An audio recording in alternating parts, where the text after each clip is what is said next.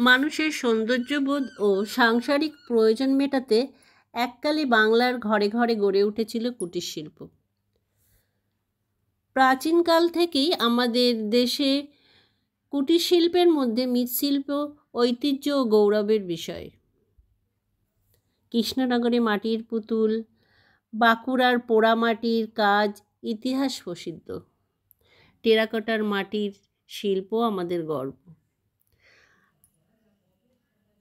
আধুনিক নানা পণ্য সামগ্রীর সহজলভ্যতার কারণে এই শিল্প তার অতীত গৌরব হারাতে বসেছে।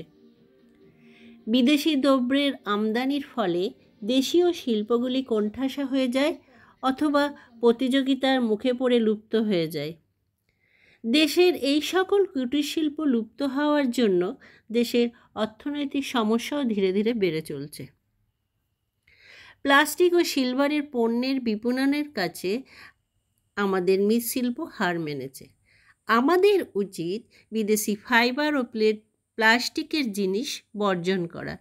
এই মৃৎশিল্প বাংলার সমাজ ও ঐতিহ্য ও ইতিহাসের ধারক ও বাহক, কিন্তু ক্রমশ সেই ইতিহাস হারিয়ে যেতে বসেছে অবহেলায়।